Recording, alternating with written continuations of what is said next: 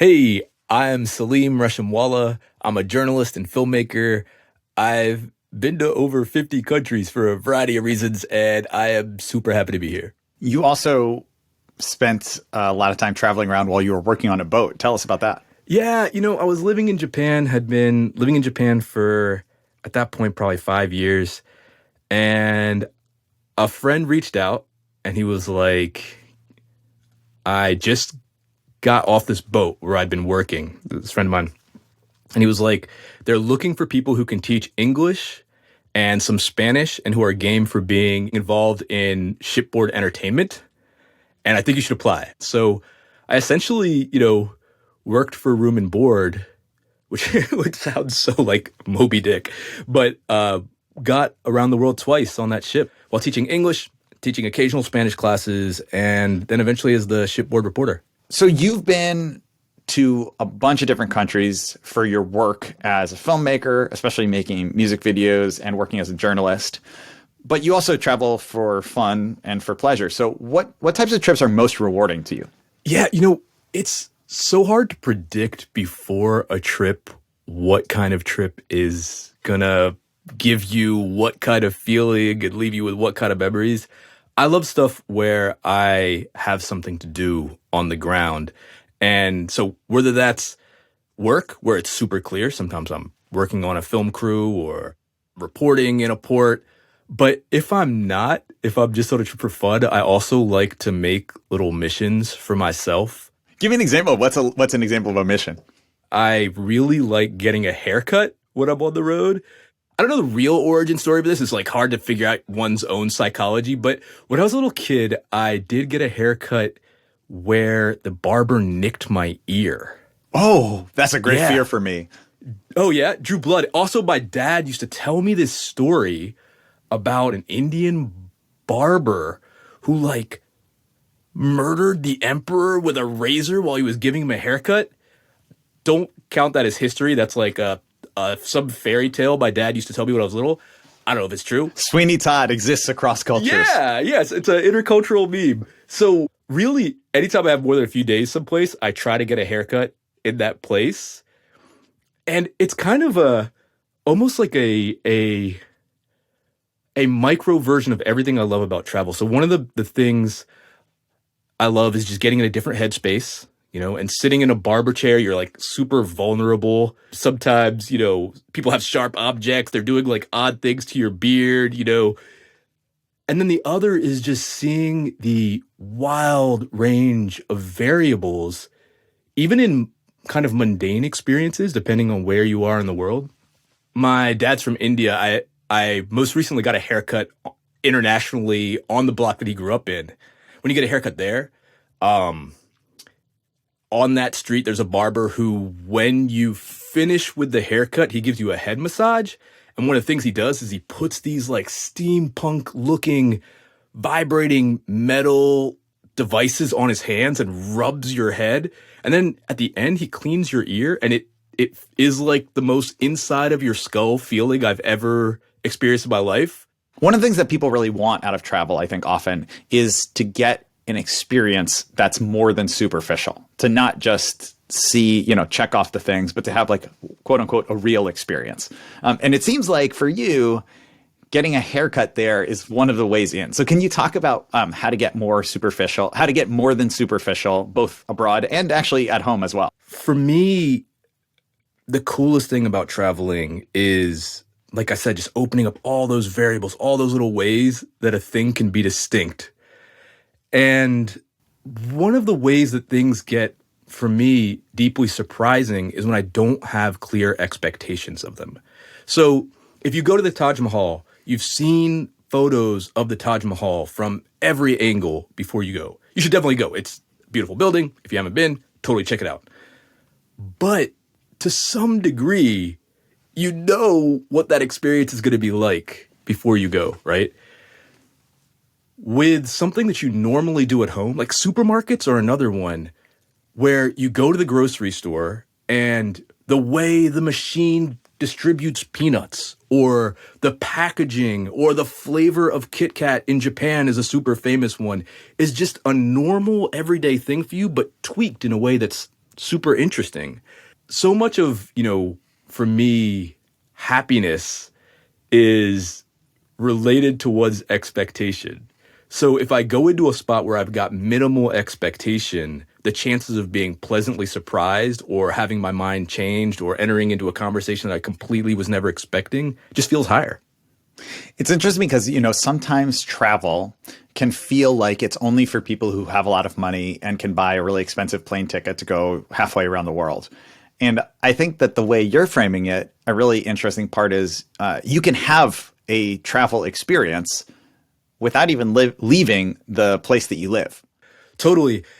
During the pandemic, especially, I started taking these super long walks, like 3 hours. And, you don't have to get too far in most places to get to some place that you have never seen. Also, in those places, you can kind of test out things that people think of doing while they travel, a thing that you associate with a trip. Like everything from trying out new activities, trying out new places that you don't, maybe that you haven't read a Yelp review of, to things like photography. And if you're down the street from your house and you see someone opening their store in the morning, you might feel like kind of awkward taking a picture of them, or you might not. It's totally up to the individual. But I think it's really interesting to recognize, even with hyper local travel, what our codes of ethics are when we're near our house and what our codes of ethics are when we're far away from our house and how they're different and why. One of the things I've been doing for the past few months, a friend of mine gave me this weird challenge. I mentioned to her that I wanted to learn how to draw. And she was like, oh, I had a professor who said, draw your left hand every day for 100 days. And no matter what else you do, you will get better at drawing. So I started doing that. And I do that in a hotel lobby most days near my house. And I even just posting the occasional photo of that, I'd get messages from friends that are like, are you on the road? And it made me realize that I do feel a little bit like I'm on the road just being in a hotel lobby down the way and seeing who comes in, chatting with them. I think a lot about the openness to experience that happens when you travel and how some of that is due to the inputs of being in a new place. And some of that is actually just because you're in a travel mindset, right? Like you're on the road, you have kind of like a playfulness around identity. Sometimes people don't know who you are. You have a certain anonymity. You can actually get that pretty close to your own house if you go someplace where you don't usually hang out. You as a person, in the times that I've interacted with you and in even just talking to you now, you have, a real like openness. There's a real sense of fun around you. It's easy to see how you're like up for adventures and missions and you want to explore. Do you think that travel has built those things in you, or have you liked to travel because you already have those things? It's always hard to know where our personalities come, but for me, I definitely had a lot of experience as a kid where I was uncomfortable at first and just kind of had to deal with it. I mentioned my dad's from India, my mom's from Japan, so there were a lot of kind of cultural things growing up. Like I spent a lot of time at parties where I didn't understand the language. I didn't grow up speaking Hindi or Urdu, and I spent a lot of time in those kind of spaces. My dad's a chemist. When I was a teenager, he sent me to work in a chemical factory in Toluca in Mexico for summer. And at first I was super mad.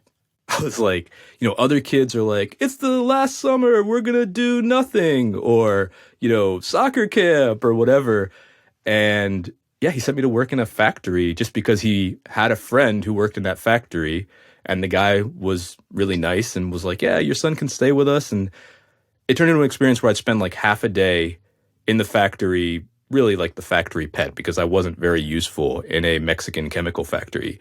And then the second half of the day, I'd hang out with the señora of the house, watching telenovelas until the kids came home. I quickly realized that, I didn't speak any Spanish or not much Spanish based on high school Spanish, and was forced to kind of learn that way. So I do think those kind of experiences of being in situations where I didn't really know what was going on a lot made me more comfortable in those situations. I think we all have there might be some some general tendencies in our personalities, but I do think experiences that force us out of our comfort zone, it's like exposure therapy. You just get used to more kinds of situations. I think that a lot of the things that you talk about and that I know you care about are just as applicable for someone who's been to two countries or never traveled to another country, right? Like you don't have to be someone who has like traveled on a boat playing Oh, 100%. playing multiple instruments. So like, okay, let me ask it this way. What are the three most important things you would recommend to a person to have better travel experiences? One, try the things that sound like they're going to be boring back home while you're in other places. This is like the haircut thing I mentioned. Take public transport rather than the Uber. A lot of things that are like chores back home get really interesting when you do them in other spots. My number two would be practice everything that you're going to do on your international trip locally. Try all these, check out your local hotel lobby. Do like experiment locally with going to drive along the road, pull over to a restaurant that you're not going to Yelp before you go in. Just do all these kind of things that you want to do on the road. Try them all locally and just kind of like get your mind in that mindset. Oh, here's a weird third. If you have an office job, change your out of office auto reply so it looks like you're coming back at least a day or two after you actually get back. That sounds like such a small thing, but if I were to turn it into a kind of a bigger thing, it's to try and make that travel experience as separate from your daily worries as possible. And the end of a trip where you're going to be in the office the day after you get back gets a little messed up by the idea that you're going to be in the office the day after you get back. And I often find that the day after a trip, if you have the privilege and the ability of spending an extra day of vacation or of having your arrival on a Friday so you have the weekend to decompress a bit, it just gives me time to let the headspace of that trip seep into my daily life. What helps you get a feel of a new place or get acclimatized once you're in new surroundings? So this is going to be different for every person. For me, some of the things I'm trying to do are slow down my processing of the place. So I'm not an artist, but I really like to carry a sketch pad and just try drawing things as I travel. I find I remember those things really differently. Other stuff is one of the first things I do is exercise as soon as I get somewhere, whether that's like hotel gym if it needs to be.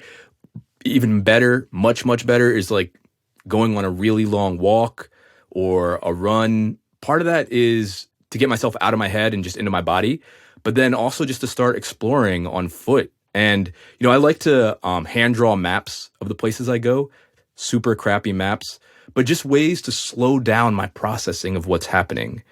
And then I'm always looking to try and talk to folks who live in the area as soon as possible. So often before I go, I'll try and find a friend of a friend of a friend of a friend of a friend of a friend who I can meet up with. If I don't have any contact like that, I'll often, try and find a cafe that and I'll make the decision. I'm going to go to this cafe every day of this trip. I know it sounds weird because you're on a trip to like get new experiences, new places, but something about being a regular away from home really changes the trip for me. Like if you go to a small town anywhere and you go to the same cafe 3 days, they're going to kind of recognize you when you get in and they'll be much more likely to chat with you. Those are folks who now, they know you're not just in and out, so you can kind of ask them some questions about the spot. I often think about how there's only two stories in the world. A person goes on a journey or a stranger comes to town. Right?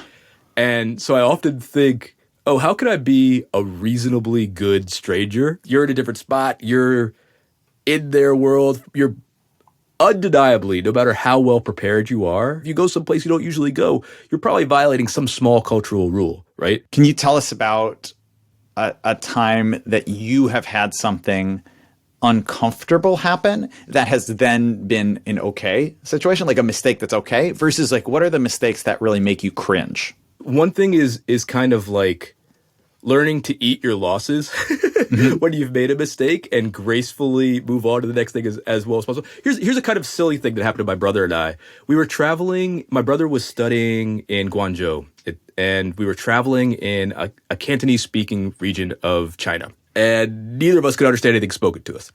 Okay. Tough spot. So, it was very unusual. We were at a temple. Next to it were these boats where they would, these restaurant boats. Tons of families are eating on the boats. We'd been living without spending much money on food because my brother was a student. I was moving around a lot at that point. We talked to a woman who's running one of these restaurant boats. And we're like, we think that we're successfully being like, hey, let's get a meal on this boat, just like all these other people are. The price seems higher significantly than we expected. But we're like, okay, cool, we'll roll with it. She takes us around to the market. We choose the ingredients for the meal they're going to cook. We're super excited. We get on the boat. As we're getting on the boat, that is half full of families at this point, right? They're all sitting down. All of the families get off the boat. They're not angry. They're incredibly amused. And they're getting off the boat. Then they set out a table, and me and my brother sit down at the table. We're trying to figure out if we did something offensive, and we realized we accidentally rented an entire boat. And we then had this like romantic dinner for two on a lake that was completely not what we intended to order, right? We felt incredibly silly, pretty embarrassing, pretty goofy. But at that point, I think it would have been wrong in that situation to be like, hey, this isn't what we wanted. Let's renegotiate. Let's get the cheaper thing. You got to just be like, at that point, you just got to be like, okay, we screwed up. We're the clowns. We're the goofballs who made the mistake. Like, we'll do it. We accidentally rented a reasonably priced romantic dinner for two for me and my brother on this boat. That's incredible. Okay, so that's like kind of a fun mistake or misunderstanding. I think a thing that people have a lot of concerns about, especially if they haven't traveled very much, is what to do when you're in a situation that might be unsafe. Can you give an example of a time that you've felt unsafe, or in general, how you handle situations to avoid feeling unsafe when you're traveling? There's some things that are, outside of one's control. Your gender, your physical strength, like all these kinds of things like play into how one feels safe and in what situations one feels safe. So I certainly would never pretend to speak for how everyone should handle different kinds of unsafeness. Oh, here's something that's actually changed in how I've traveled. So two things that have changed. My dad's block in India where he grew up, my cousins are constantly negotiating prices while they're there. And, I learned to negotiate prices while I was there. And I think when I was first traveling around India outside of my cousin's block, I was in that constant negotiation mindset. And now I look back on some of those times and I feel pretty embarrassed because I think it wasn't bordered on unethical, some of the things that I would negotiate for price on, kind of regardless whether that was the right or wrong cultural thing to do. Like, if we traveled around in kind of the foothills of the Himalayas, and I remember negotiating the price of like a knitted cap, and it was already quite cheap. And in retrospect, like, that's pretty silly. At that particular point in time, the dollar was very strong. I was in a better economic position, almost definitely, than the person selling me this object. I had fun and felt like a little sense of victory at like having successfully negotiated another culture. But in that particular instance, that's something that like I wouldn't do now. It kind of doesn't really matter whether I'm paying a quote unquote fair price for the thing. What matters is that this is like not anything significant financially for a traveler, most likely in this situation, and might be something significant for the other person. To jump to your question about safety, I will say one thing that's changed. I used to, almost take a kind of silly pride in not hiring tour guides ever. But now, for a couple reasons, I'll often hire a tour guide on day one, even if it's just a tour of a museum or whatever, because People often when they're traveling, they're afraid of asking stupid questions or looking dumb. A tour guide is basically paid to field all your dumb questions. So often now I'll hire a tour guide on day one and ask a lot of dumb questions and ask about, different regions and safety. And that's one way to kind of learn about what might be good travel practices from someone who's, not going to be annoyed by your questions. It's kind of related to like one of my favorite questions to ask, which is just straight up asking people, so what annoys you about travelers here? What do people who travel here do that kind of ticks people off locally? And so often you'll get answers that are pretty simple things to avoid, but that you might not have foreseen before asking the question. I love that. I think that's a really smart way to both make sure that you're safe and also to make sure that you are being respectful of the place that you're in. So you are an award-winning music video director. You're someone who has documented hip hop all over the world. And I know that you personally love music. What role does getting into the music from the place that you're traveling to play in your preparation or your appreciation of travel once you're there? Yeah, it's great to have some reason to be the fly on the wall, right? I consider myself a guest in hip hop culture in the US. I didn't grow up deeply embedded in a culture that was, full of hip hop, right? It's something that I came to through friends. And, so I bring some of that sensibility to covering hip hop internationally as well, And some of the same things that are valuable in documenting a scene that's not a scene that you were culturally raised in are some of the same skills that I think are really useful in travel. An obvious one is humility and recognizing that the folks around you have deep cultural knowledge of something that you don't inherently have. Coming at things through the music is great though, because lots of times you're filming people who are able to connect across cultures. So there might be a hip hop culture that transcends location, where there are certain ways that rappers might enter a cypher or that b-boys might step into a battle that are actually culturally common among two totally different groups. So it's things like music or coming in through an angle are really fun ways to be able to get to see a country. You've also hosted the podcast More Than a Feeling, which is about dealing with emotions. So I wonder, what are some of the main emotions that you associate with traveling, both positive and negative? Yeah, it's funny, now I have kids, so the first word that honestly came to mind was exhaustion. Because traveling with kids is very different than traveling solo, even though I love traveling with my kids. What was your favorite thing about traveling solo, and what's now your favorite thing about traveling with kids? My favorite thing about traveling solo is wandering a city at sunset and not knowing what your next 2 hours were going to be like, not knowing who you're going to see, just that complete freedom. That's something that's very, I think, tricky to get when you have responsibilities in a place, right? So if you work a gig, it ends at 5 p.m., you can just wander safely in the streets for 2 hours. Your head goes into another space. It feels amazing. Traveling with kids, my favorite thing actually has been seeing how different kids are integrated into lives of people around the world compared to the US. At least in the US, there's often age segregation. Kids of a certain age hang out with only kids of that certain age. In other countries, there's just way more ways often to have those kids hanging out with adults.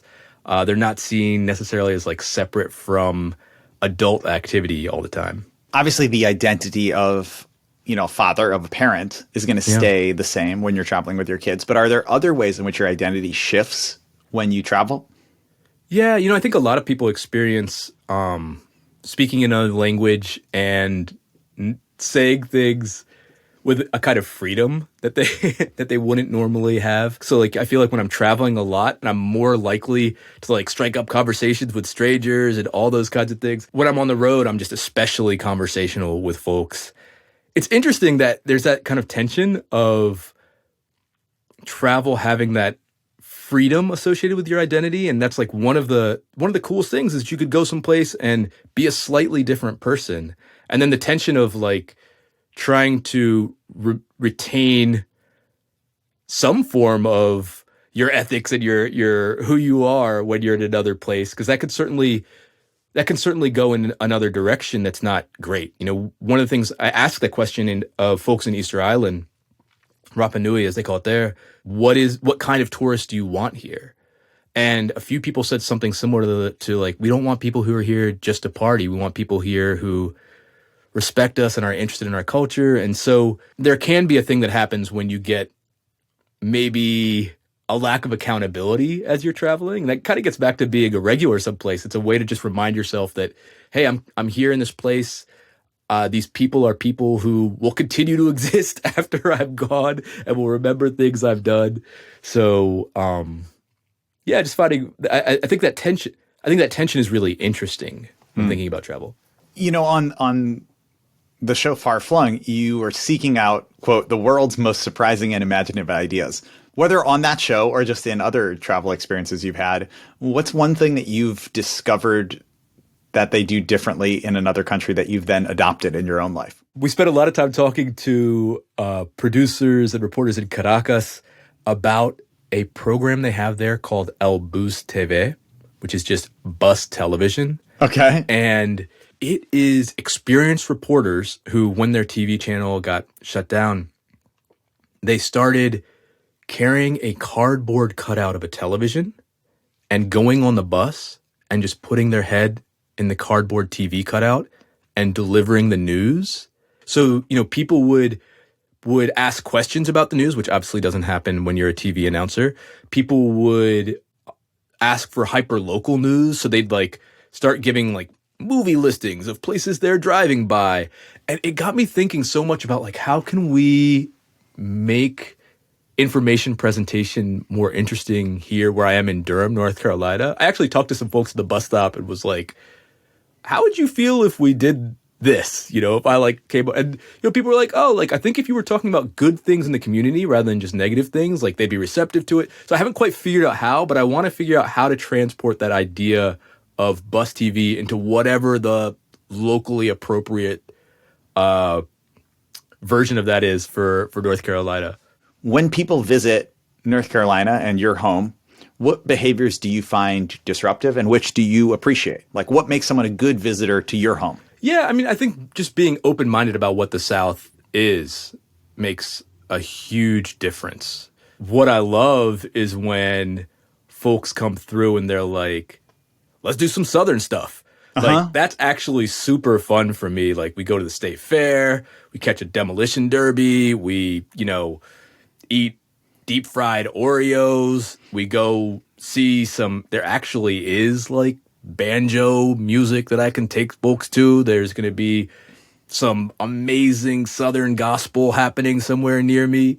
But I also like surprising folks and being like, cool, we're going to go to what might be the first Indian Chinese suburb in the South that you've ever been to. And the food's going to be amazing. Let's drive 30 minutes over there, you know? So really, I just like folks who are, I like it when folks visit and they're really open to celebrating the good stuff rather than coming with the criticisms that people love to do, you know, and which have some historical basis at times. So I'm not knocking people for having criticisms, but just coming with that openness. We've talked a lot about travel, like once you get to a place or even when you're at home, but we haven't really talked that much about selecting a place. One of the big issues that can come is with places that are over touristed and where there's too many visitors and their popularity is part of their burden. But there's also a reason why they're so popular. So I know it's a big question, but how can we choose destinations without contributing to ruining them or overrunning them? The thing that's going to trump everything is finding ways to get information about what people from the area want folks to do. If you can find that information firsthand, that's huge. Things I've heard from folks are paying attention to seasonality and noting when the heaviest seasons are, and that you can decrease your impact a bit by not coming during the heaviest seasons to some place if you really want to see a place that is heavily traveled. Others are finding out about some of the specific issues. So in Rapa Nui, for example, Easter Island, which is a heavily touristed area, and there's a lot of people trying to figure out, you know, what best to do about the tourism and its effect on that island. One thing that we saw was that they were at when I first visited, garbage was a huge problem and continues to be a huge challenge there.